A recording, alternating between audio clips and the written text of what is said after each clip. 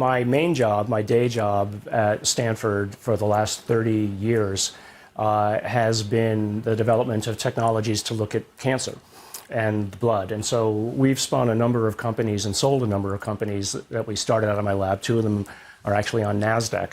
And the idea has always been that if money is coming in from the NIH, we should give back to the public. And so in the process of developing some of these, we developed an instrument called CyTOF, which is really all about studying blood cells at a deeper level than anybody's been able to do before. And so it was circa 2011 or so when some people from the CIA and an aerospace company came to me to ask me for their help on the analysis of some individuals who had encountered some anomalous objects, they said. And I mean, they came to my office unannounced and then started laying out pictures and data on the table in front of me. And I honestly thought it was a joke. I thought it was. Wait, so you're a Stanford professor, an immunologist doing medical research and building companies, and all of a sudden one day the CIA shows up at your office? Because they had asked around and said, okay, we have these people who've been injured. And one of the things that they wanted to do in a complete medical workup of these individuals was to look at the blood. It's a natural thing to do. If you're looking for an inflammation, the blood is one of the places you might look to get a sort of a more complete list of everything that's going on in the body. And so that's when somebody said, well, if you want to do this, do it properly, you got to go talk to this guy Nolan at Stanford because he has the world's best instrument that he's developed for doing it. And that's what started it. So what was your view of UFOs, UAPs at the time? You know, I was kind of a science fiction fan, and I was interested in it as any mainstream individual might have been. But it wasn't something that I had any kind of focus on in my life. So you had no deep knowledge of the topic? No deep knowledge. Were you surprised that a U.S. government agency was doing this kind of work? I mean, presumably the question was settled for them. They didn't wonder if UFOs were real. They knew at that point, right? Right. No, of course. I mean, like I said, I mean, first I thought it was a joke. I mean, I really thought that somebody was about to put me on candid camera and make a joke of it. But as they started showing me the data, and they were deadly serious. I mean, I tried to lure them into making a joke about it. They were deadly serious about it because they had basically said at that point, people have died. And then they showed me some brain images of individuals who'd been damaged, and internal scarring you can see through MRIs. And, you know, it's data. It's unmistakable. You have to say, okay, well, what did that? I can conjecture or hypothesize about, you know, is it the Russians? Is it UFOs or whatever? But the fact is, there is data that says something is happening.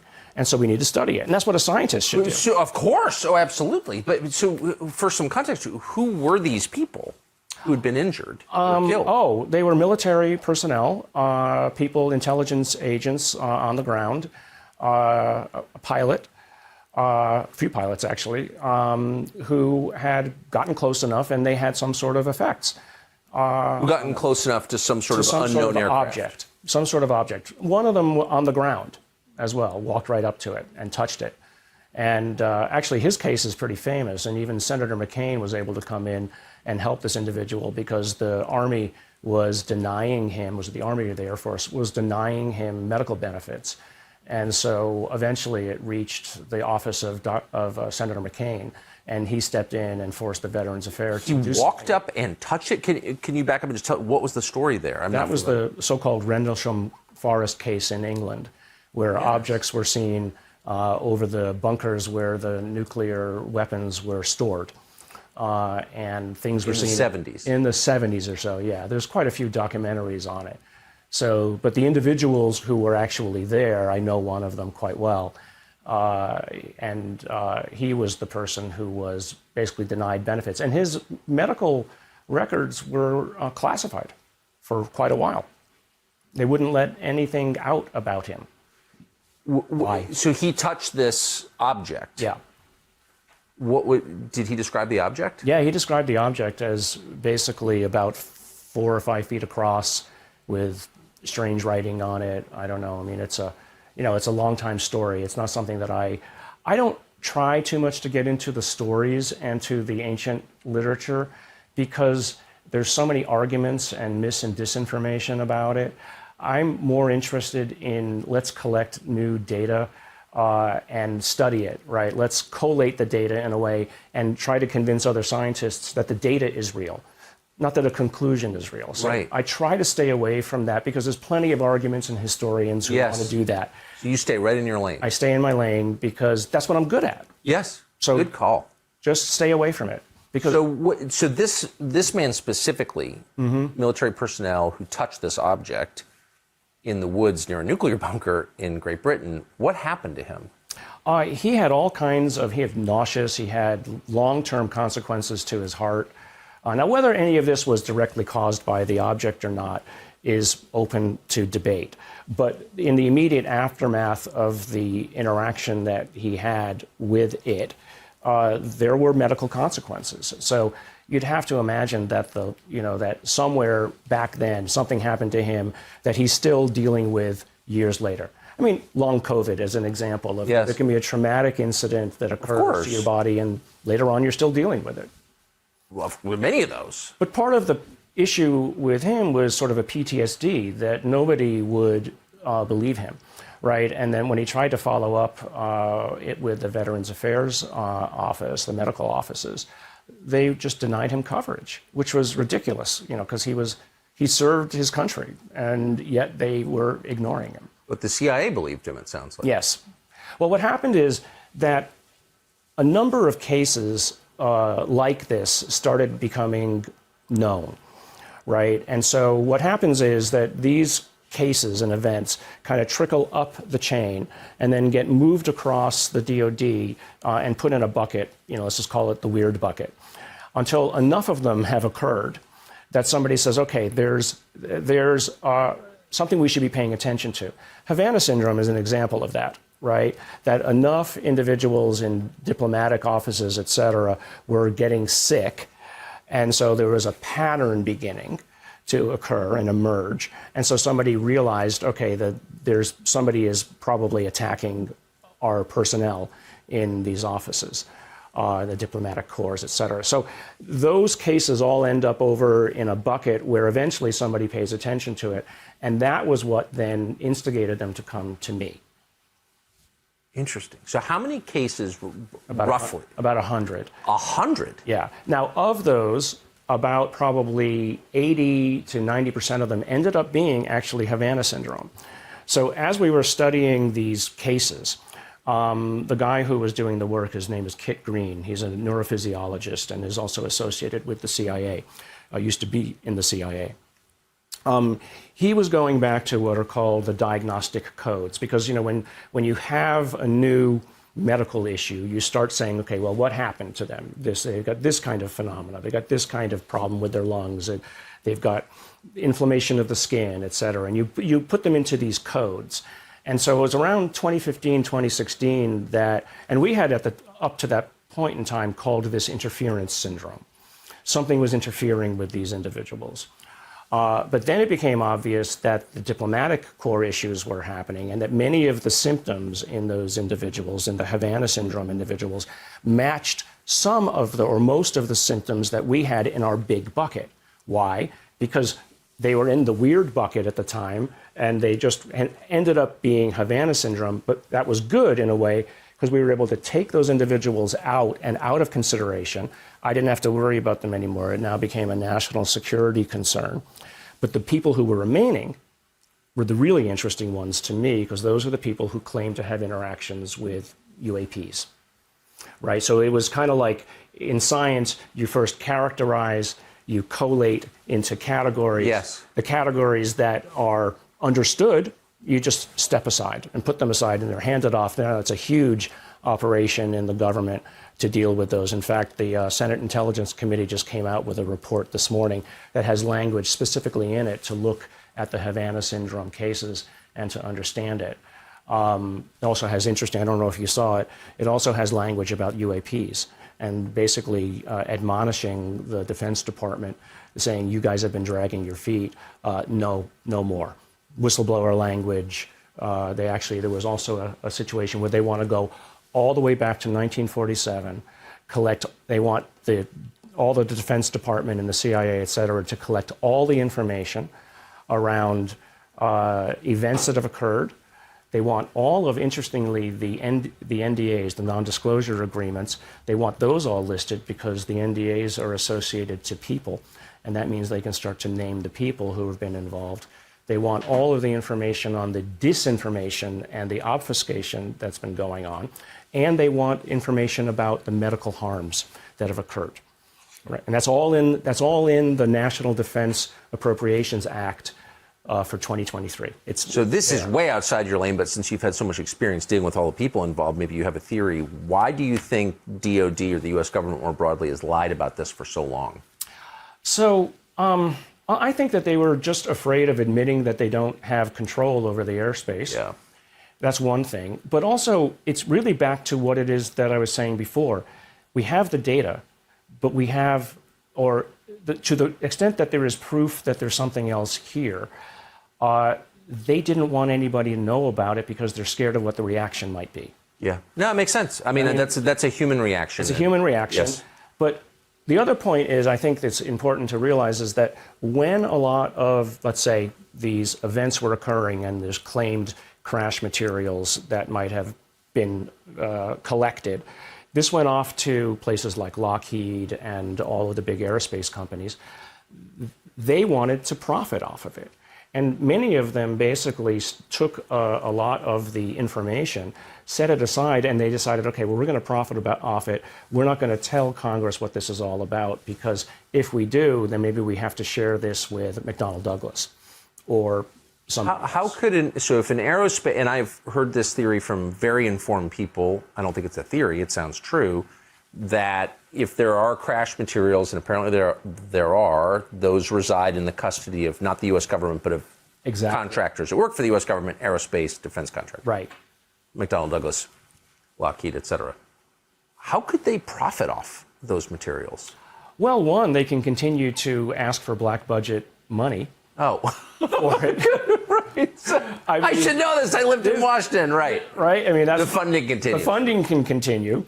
You might hope eventually that you can understand it, right? But and thereby profit off of it.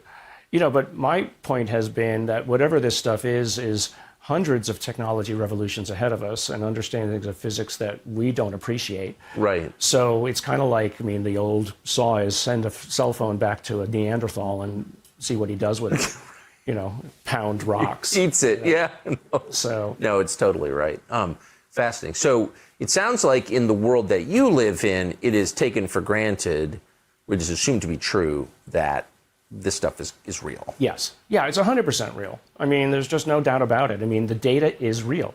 And this is what when I have these conversations with other scientists who have told me, Gary, you're going to ruin your reputation.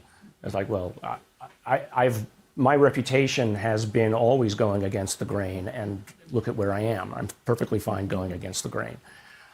This is real, and we need to pay attention to it, and it's just unscientific to not study it. Yes, amen. Right? It's just wrong. And if you're going to be that way, you're a priest, you're not a scientist. Amen. Thank you for saying that. I feel that way about a lot of things that touch science, but this is definitely one of them. So why would the aerospace company that you have not named, I've noticed, why would they be interested in finding, along with the CIA, the answers to these questions? Technology. You've seen the reports on how these things move. 0 to 5,000 miles an hour, instantaneous acceleration and deceleration, transmedium travel. Yeah. Meaning from air to water. Air to water, yeah. We can't do any of that. We just can't. And moreover, we don't know how it's done. We don't know how it's done. And so that means that there's a level of physics that can be appreciated and maybe taken advantage of. Hundreds, thousands of years ago, we looked at birds and we saw they could fly, and we said we want to fly. So now we see this happening, and now we realize that our physics doesn't answer how that moves, so we need new physics. And so that, to me, is the most important aspect of this. But if we go back to where my career came from, I always look at data and say, what can I do with this and make something out of it to give back? What technology can I create that can be used by everybody?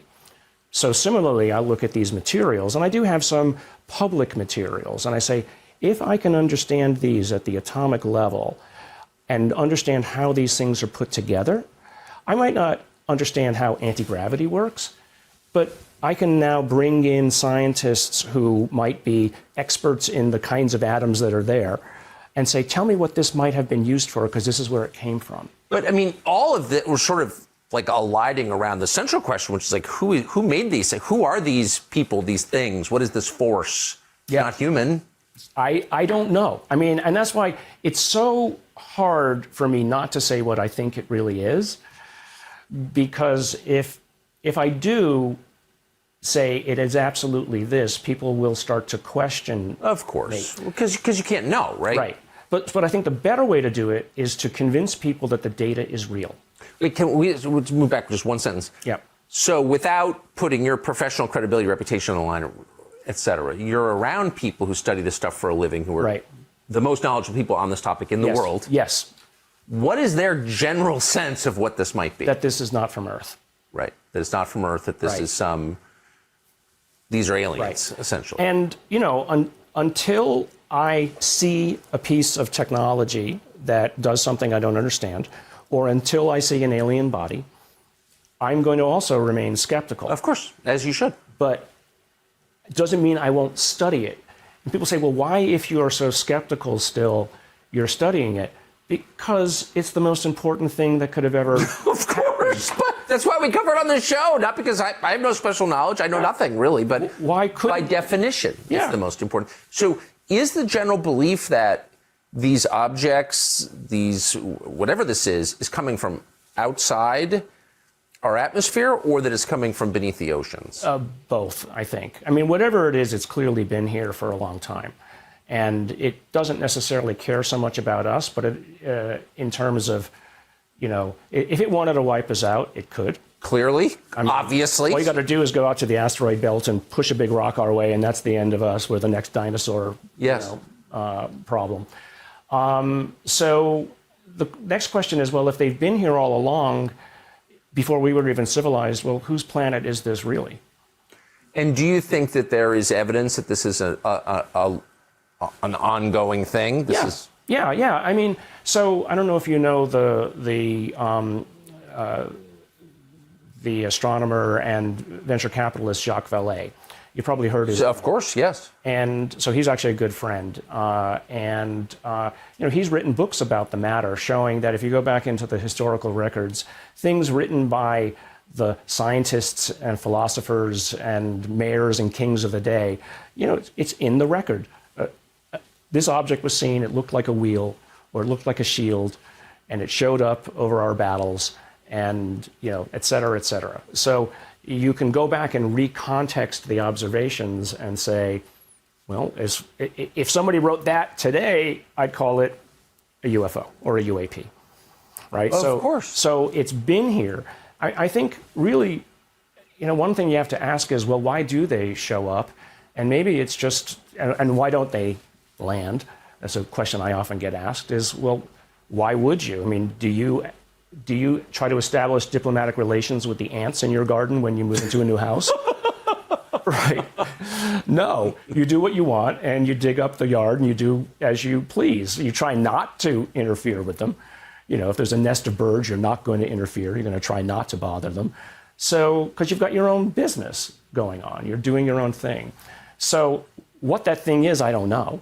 There does seem to be some connection between nuclear power, nuclear weapons, nuclear fission itself, and these objects. I mean, have you clearly noticed this? Yes.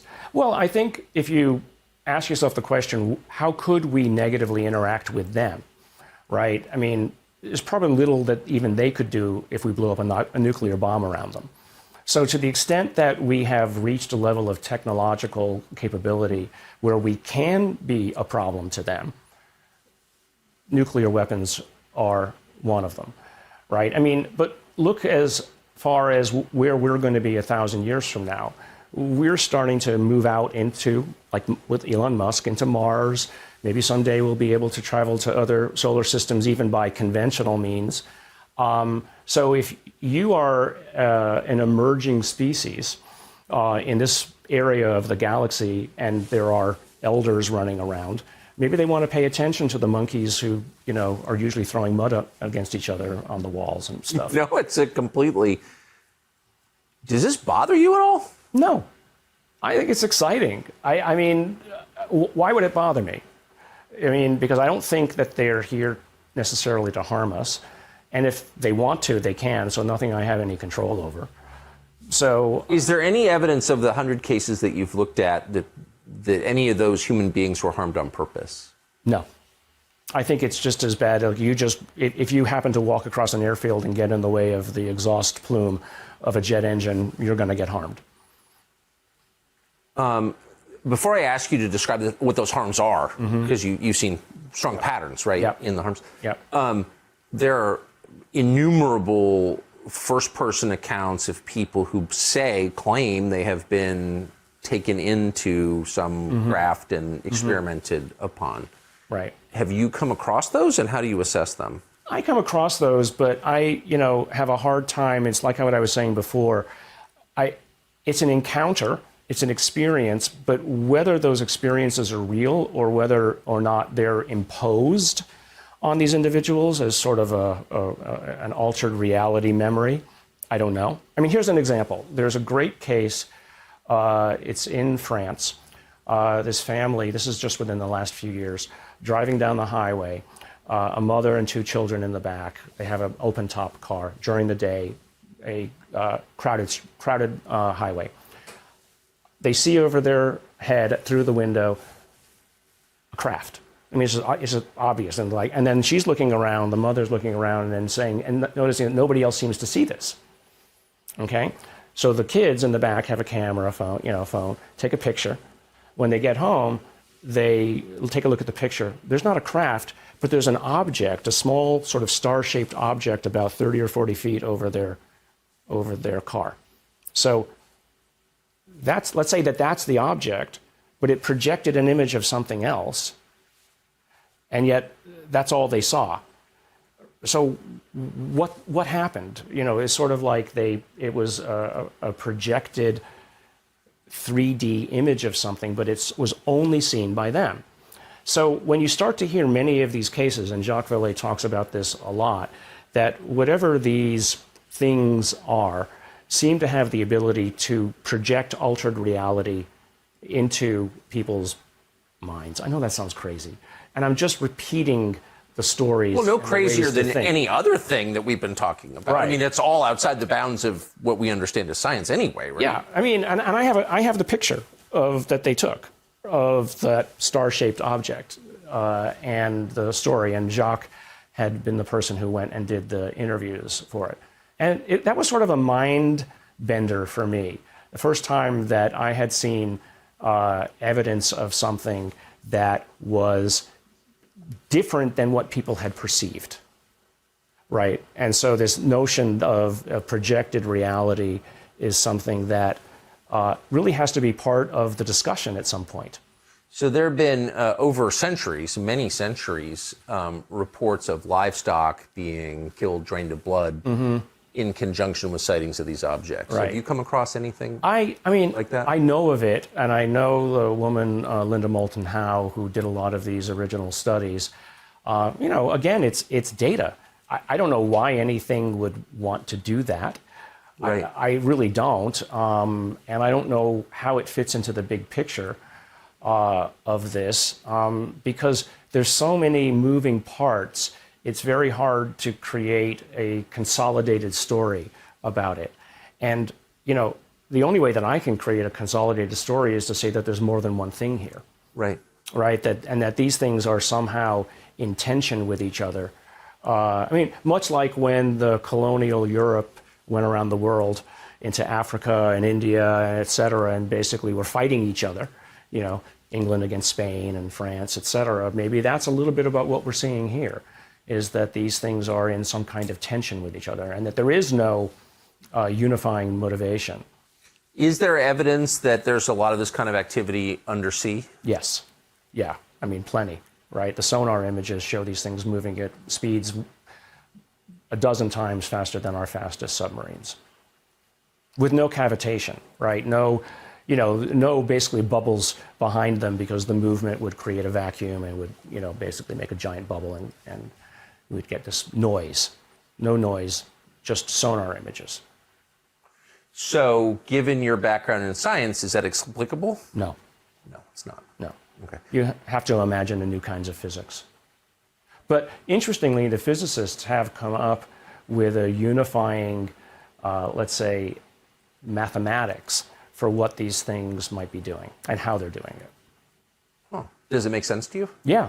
I mean, one of them is called, there's actually a Mexican physicist. He has worked out the equations for a warp drive. I mean, we can't do it. The amounts of energy required are extraordinary. It's called the Alcubierre drive. But then there's a number of other individuals who have then taken his equations and shown that, that it actually explains how these things might be moving. But there's a lot of data from underwater. Correct. But get that out of the Navy. And that's part of what the announcement today was all about. This idea that Congress has said, enough is enough. We want the data. You're not going to hide this anymore. We're going to give anybody in the entire DoD and intelligence community a secure channel by which you can actually report this. You can basically set aside the NDAs or oaths that you've given because you're basically reporting it to us, and it will be given to the Senate and the congressional leadership. Yeah. Right? And this is the first time ever that this has been done. It's about time. So, I mean, if anybody wants to question whether this is something to pay attention to, you have to realize that these are the senators and congresspeople who, behind closed doors, have seen the classified briefings. Right? They're the people who've seen this in a way. They've seen stuff I haven't seen. And some of them come out, and their eyes are wide. Yes. About this. Garry Reed of Nevada was And, constantly talking about it. Yeah. And I actually briefed Congressman Gallagher about this issue before he did the congressional hearings on it about the Wilson Davis memo. And these people are taking it seriously, and you have to. Amazing. So tell us about the injuries. So again, you've seen 100 cases. What kinds of injuries do people sustain? I think the most dramatic are because we have MRIs, the things that you see within the body. And so what we had done was, in looking at some of these MRIs, we had noticed damage in the brain, white matter disease it's called. If you know anybody, for instance, who's had multiple sclerosis, and you look at an image of their brain, you'll see these white matter objects. Oh yeah, you can see it there. Those white tracts there are just damage to the brain, right? Those are dead areas of the brain. And so if you have that dead area of the brain, whatever that function might have been is now gone, right? So memory, movement, et cetera, can all be affected. Now, the brain can luckily rewire some things. And so depending upon the extent of the damage, you can maybe get over it. But the ones that you just saw on that image before on the right, those are serious. And that was what essentially convinced me. But what I asked for of these people, I said, look, I'm not just going to believe you because you showed me images of these people. I want to meet the people. And so I was taken to meet the people and interview them. And I took their blood for later analysis. So it was seeing is believing, and validation and verification. I did as much as I reasonably can. Now, they could be lying to me. I don't know, but I doubt it because I saw some of the sort of the consequences of their injuries, that you could sort of see how they were acting, et cetera. And did they describe the encounters that they had? Yeah, they did. And I shouldn't talk about some of them because some of those people's names have kind of become, public. And so sort of HIPAA rules really prevent me from... So without identifying them, yeah. What kinds of encounters did they have? Objects on the ground that were, glowing or, moving too fast, or they were there and they got too close to it and then it just disappeared. And then afterwards they get these radiation burns. Very often some of them have been basically on the skin. You see this sclerosis of the skin, reddening, inflammation of the skin. Like a Nagasaki. So some sort of electromagnetic radiation, we imagine, but then it goes deep enough into some of their bodies, if they got too close, that would cause lasting scarring within the body, which is not something you ever want to have. And then the brain injuries. And the brain injuries. And the brain injuries were interesting because one of the things that we noticed in these individuals, and this is sort of a side study which I'm working on with a group at Harvard, is we noticed that an area of the brain, the caudate putamen, in many of these individuals was overdeveloped. That's a whole other story, but basically we figured out that this is an area where intuition happens, and a lot of these individuals who we had were, let's call them high functioning. You know, you don't get to be a pilot of an expensive craft without being reasonably smart and having intuition. Just a side benefit of studying this allowed us to come up with a medical understanding of where cognition is happening in the brain, and we're following up with that in a mainstream science way with a neurophysiology group at Harvard. And we've validated the original findings. But that was sort of an example of, because we paid attention to anomalous data, we found an anomaly that really had nothing to do with the injury in the first place, but it told us something about what makes people intuitive and smart. And that is going off in a mainstream direction. That's cool. Yeah. So was there consistency in symptoms? Yes. Yeah. I mean, what were some of the symptoms? Inflammation, nausea are the two most. I mean, if I irradiate you with a whole body irradiation, you're going to get sick, you're going to throw up, you're going to, depending upon which organ system was, let's say, most impacted directly, you're going to basically have problems with that. But the commonalities were the skin issues and then some internal issues with the brain. I mean, when you see brain damage, that's when people start paying attention. It's hard to localize brain damage or damage in the rest of the body, you know, and associate it with. Did you see consistent cognitive symptoms? No. Okay. No, just, I mean, again, it's like in that image, depending upon where in the brain it happens, where the damage happened to be caused, that function associated with that part of the brain would be hurt. Yeah, right? Like scary. Arms not being able to move, right. Or, you know, walking, cognition. Memory loss, yeah. Yeah. I don't remember ever reading about any of the survivors of Nagasaki or Hiroshima suffering cognitive problems, brain damage. I would bet that there was. Okay, so is this, so in other words, who was collecting data back then? Well, that's such a great point. Oh, right, that's exactly right. John Hersey. What the injuries you saw are not inconsistent with like exposure to nuclear material. Correct. Yeah, and so what that tells us is, I mean, at the very least, what I would say is that, you know, let's say in the next round of UAP directives from Congress or from the Army or the Air Force is stay away. Stay away. You know, if you see a glowing craft on the ground, right? Don't I mean, approach. it seems obvious, but you know, I mean, some of the people who I know were so intrigued by what they were seeing, they felt that they had to walk up and touch it because this couldn't possibly be real. I mean, I would probably be in that category. Oh, me too. Oh, totally. You know, and so you can kind of understand, but I mean, I think one of the directives is until we know what is going on, stay away. I mean, you know, for all. So put a warning label on UFOs. Yeah, I would. You know, demand that they wear seatbelts. Did any of the people you interviewed? I just can't believe you've had this experience. I cannot. I was just to backtrack. I can't believe you're in your office at Stanford. The CIA shows up. It is out of a movie. And just turns your life in this amazing direction. But I wish that would happen to me. Did any of the people you interviewed see anybody in control of these craft? See any? Not in these cases, but in the injury cases, I do know of cases non-injury associated where things were seen. What kind of things? Little beings. I don't know what to say. I know it sounds crazy. I don't know what to say. Like what the eyewitness accounts say. Yeah, the eyewitness. You're not ratifying this. I'm not ratifying it. No, the eyewitnesses always talk about something about that tall, right? With, they call them the grays. I don't know what to say. But with humanoid features. Humanoid features. Now, I have a problem with humanoid features because, one of my backgrounds is evolutionary biology. Yes. And so I don't see the possibility of something else evolving on another planet that looks like us. Unless God is intervening in very specific ways. Almost anything, an octopus could become intelligent and fly around the universe.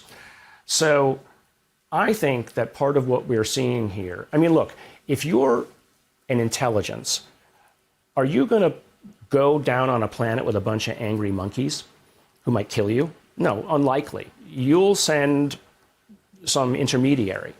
Well, what kind of intermediary are you going to send?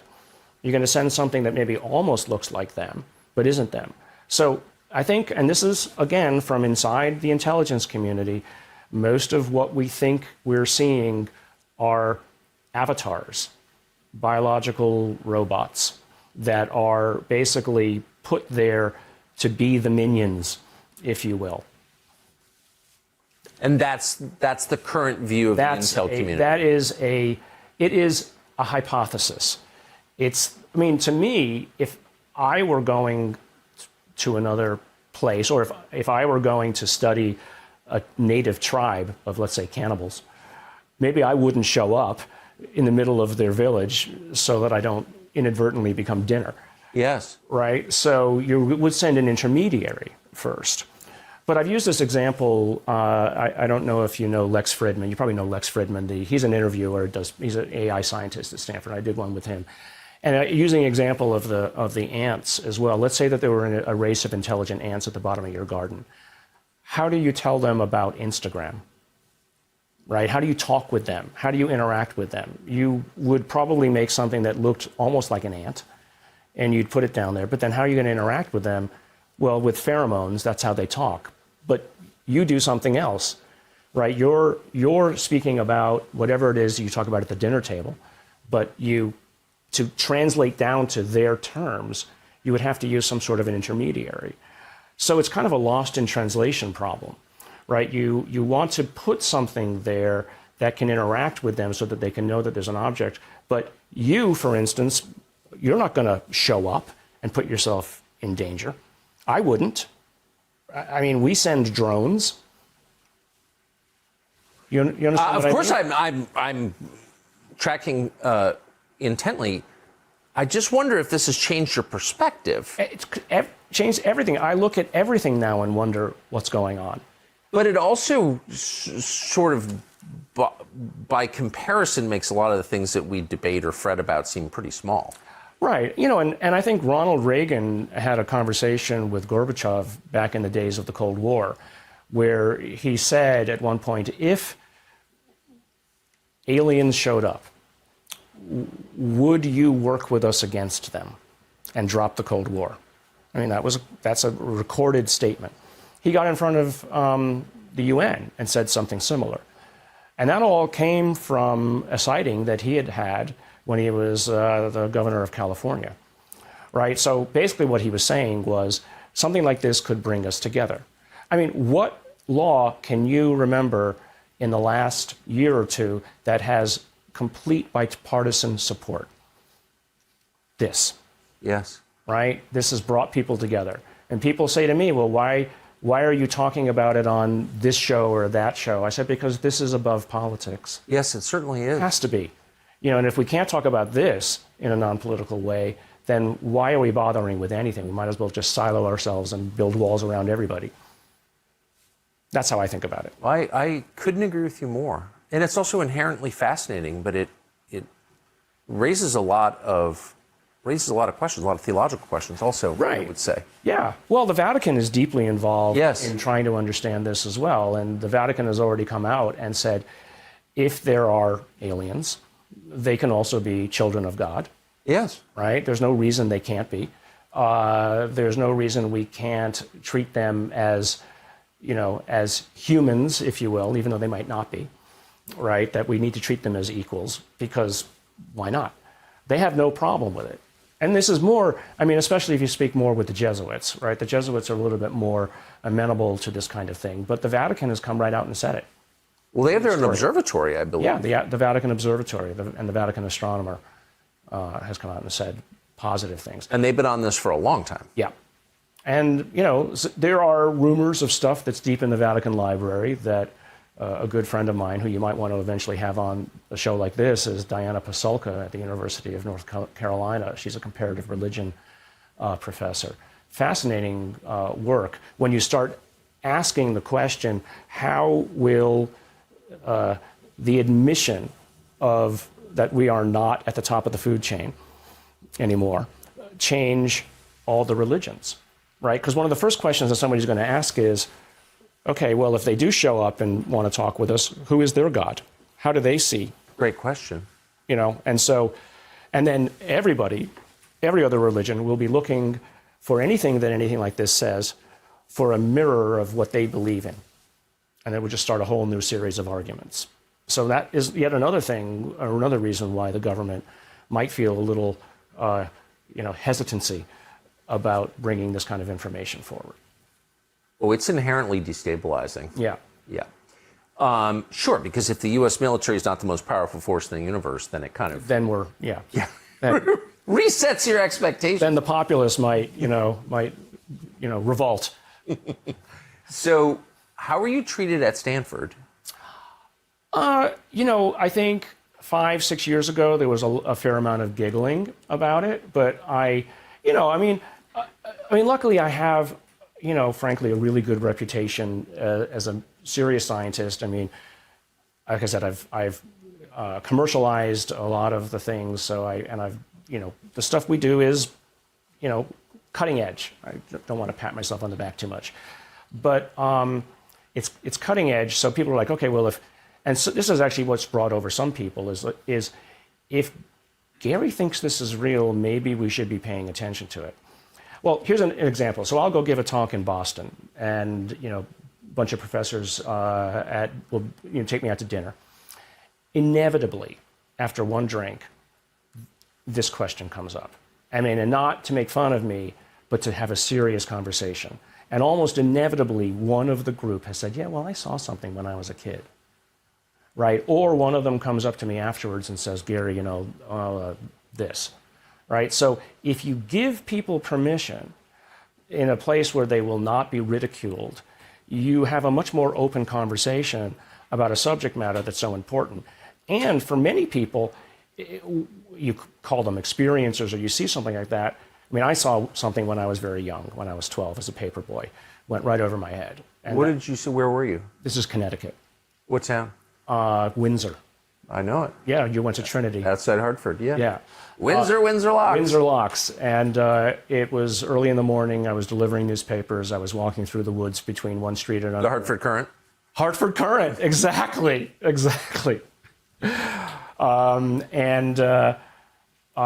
Going from one street to another through the woods, and I saw the lights. It was like March, the tree branches and my shadow in front of me, and then the shadow started moving, and I looked up, and this object went, right at the level of the top of the trees, went right over my head, with lights shining down. I could kind of see the outline of something round.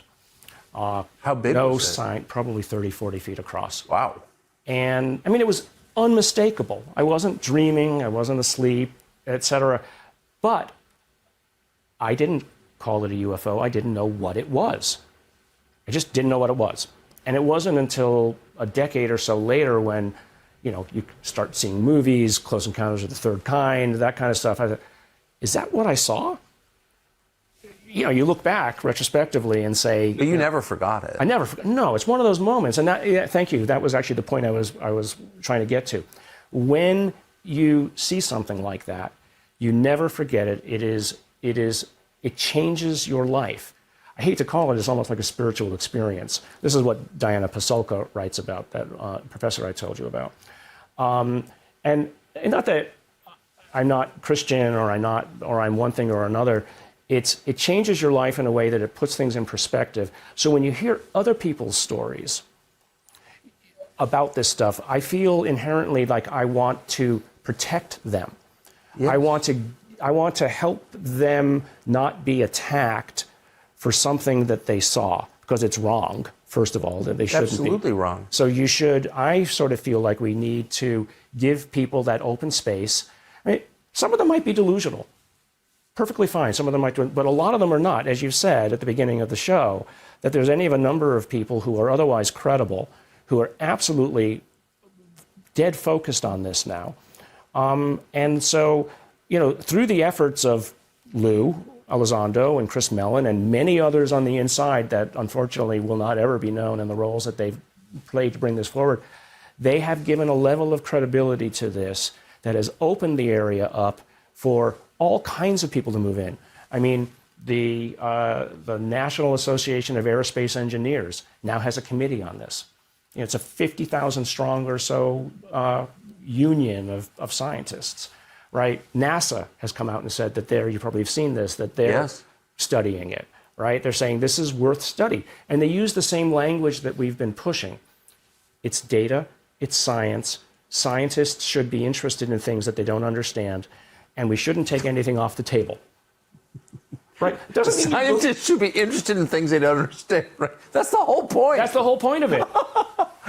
So that leads to the bigger and very obvious question, which is, how can we have a society in which many people have firsthand experience of these things, in which mountains of data exist proving that there's something there that we don't understand, and yet there's still this social sanction levied against anyone who mentions it? Like, what is that? Well, I mean, it was directed misinformation and disinformation.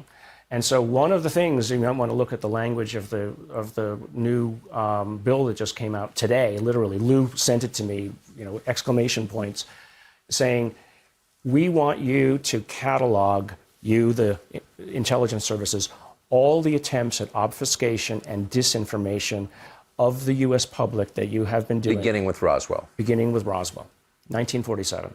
Right. Actually, there was a case 2 years before Roswell, but that is not really very well known. Where was that? Trinity, actually. It was just very close to Roswell. Trinity, New Mexico? New Mexico, yeah. Interesting case. But, the reason why that's important is because, people's lives were ruined, right? People's careers were derailed. And, it's not that we need to go back and fix all of that and, come up with some kind of, monetary compensation for those individuals. But I think vis-a-vis the PTSD issue, sometimes people just want to know that that when they were called crazy, that somebody finally says you weren't. Of course. But going forward now, I mean, we might not be able to fix the past, but let's not recreate the past. And the truth is worth telling for its own sake. Yeah. It's just, it's a virtue to tell the truth, period. And, it's interesting. I think, I go around and I will talk to people about this issue. So many people have not heard about this that it kind of surprises me in a way because, I would be interested in it. But then I realized if it isn't affecting the bread and butter issues at their table every day, why should they care? Right? And so, I think that those of us who are in the middle of it need to realize that we do live in a bit of a bubble, and that the rest of the world is trying to just survive. And whether or not there are aliens or whatever, it's not going to change. When it changes their lives, then they might pay attention, right? So, I mean, it is still something which the public finds fascinating. And, if you do a public survey of it, if you were to list that amongst the things that, do you think this is interesting? People would check, yes, it's interesting. But they aren't actively going out and seeking answers yet, except it's begun now to open up to the point where the government has said, yes, it's okay. Now scientists are saying, okay, it's okay now. All the people who are kind of in the closet are now coming out and saying, but it's been almost 80 years. Yeah. And even before that, I mean, pilots throughout the Second World War, they called them Foo Fighters. Yes, right. So, so what we're seeing is this entire edifice of lies starting to crack. Right. And clearly it's coming down. But, that disinformation manufactured by propagandists in the U.S. government has been taken as truth for generations. Right. So knowing that, and that's That's true. We know that. Yeah. Does it get you reassessing anything else we think we know?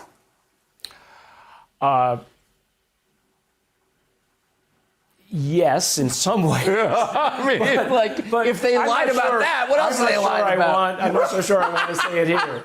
Okay, that's it. I totally get it. Yeah. But the answer yes is enough. So it has. Yes. Yes. I think that the nature of our reality is yet to be fully understood. I think that's, that there's a lot of things that people think are fringe that appear to have some evidence. And my interest, frankly, has been, can I place this fringe object in the mainstream of science, right? Can I come up with some kind of explanation about how this weird stuff people think is happening can be real, right? Not that I have to believe it, but what I want to do is place it into our physics or find a bridge and a connection to it so that we can explain it.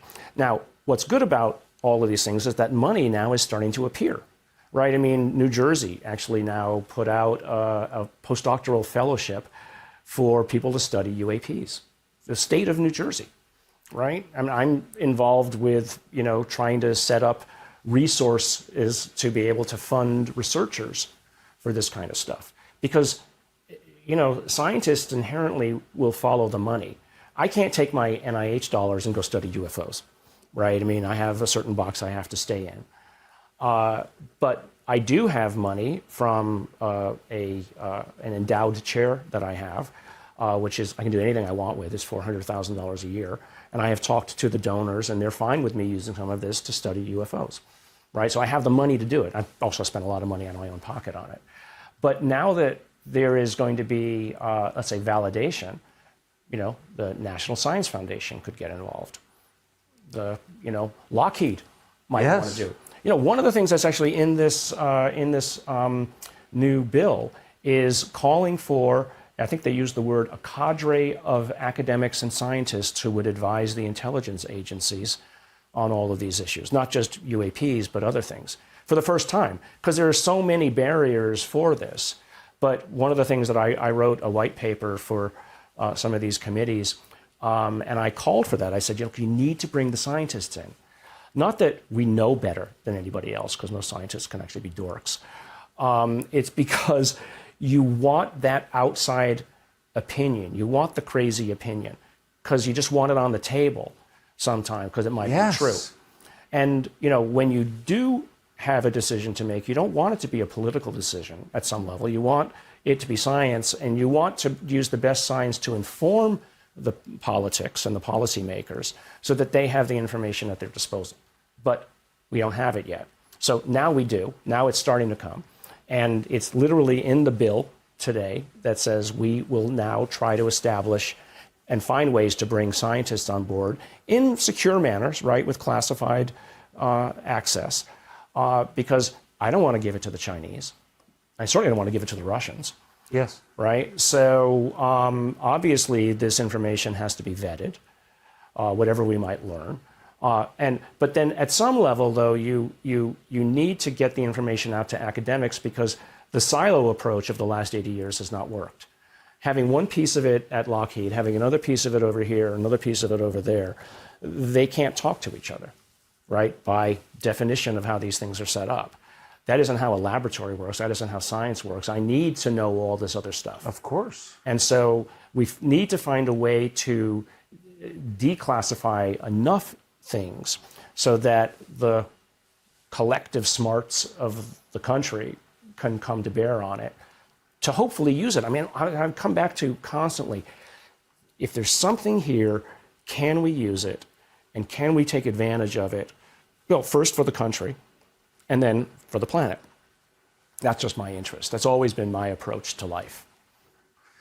I think the most heartening part of this conversation, not only has it been fascinating, but is the confirmation that science still exists, scientific thinking, the open-mindedness that science requires still exists. It's not all just superstition, right, and reflexive political orthodoxy. So anyway, I'm grateful that you're doing this. I'm grateful you're taken so seriously at Stanford. Yeah, and above all, I appreciate your telling us all this. Thank you very much. Nolan, thank you very much. Appreciate it.